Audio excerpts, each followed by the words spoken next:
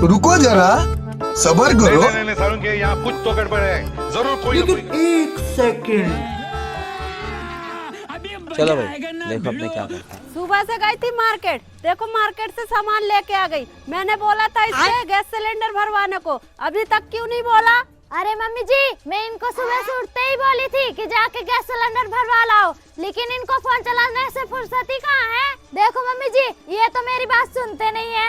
आप ही की जुबान तेज है, आप ही समझाओ इन्हें। हरामखोर, काम करने के लिए तो तेरे हाथ पैर नहीं चलते और पैसे मांगने के लिए तेरी जुबान तो कैची की तरह चलती है। Qatar Qatar Qatar Qatar Qatar Qatar Qatar Qatar Qatar है। अब मांगिए मुझसे पैसे। चलो भाई। एक तो सुबह उठते इससे मैं खाना मांग रहा हूँ, और मम्मी जब से आप मार्केट गई हो ना तब से मैं इससे खाना मांग रहा हूँ, लेकिन इसने मुझे खाना नहीं दिया।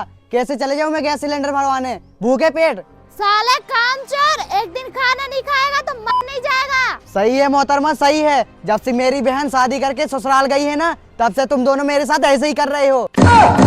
आने दो मेरी बहन को एक बार ससुराल से, तुम दोनों के सामने बिरयानी बना के खाऊंगा। तुम दोनों सिर्फ देखते रह जाओगे। हरामखोर, तेरी शादी करके तो मैंने गलती कर दी, तुझे तो रड़ुआ ही मरना था। अरे चला जा हरामखोर, सुनते सुनते पूरा बेशरमी हो गया। अभी तेरी बहन बोलती तो दौड़ते दौड़ते चला जाता। तुम तो चाहती हो कि मेरी बहन से मेरी लड़ाई हो जाए, जैसे तुम्हारी बहन से तुम्हारी नहीं बनती ना, वैसे ही मेरी चाहती हो कि मेरी बहन से लड़ाई हो जाए। और मम्मी तुम पापा से कुछ नहीं बोलोगी जो इधर उधर मुंह मारते रहते हैं? देख रहे, औलाद होगा तू अपनी जगह, मेरे पति को कुछ भी बोला ना तो तेरे छाती में उछट के लात मारूंगी।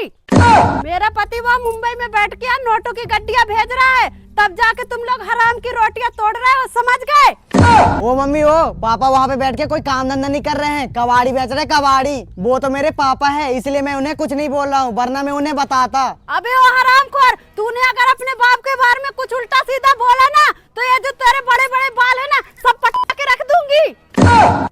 अबे ओ हरामखोर, इसे भगा के किसी दूसरे चुड़ैल के साथ शादी कर दूंगी, फिर उसे पकड़ के किसी कबाड़ी वाले दुकान में मटकते रहना, ऐसे ऐसे ऐसे ऐसे ऐसे ऐसे।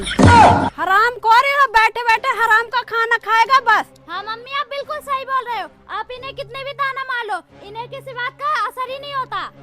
असर होगा भी कैसे? हरामखोर की उम्र होने से पहले ही शादी कर दी, वरना ही तो रड़वा ही मरता।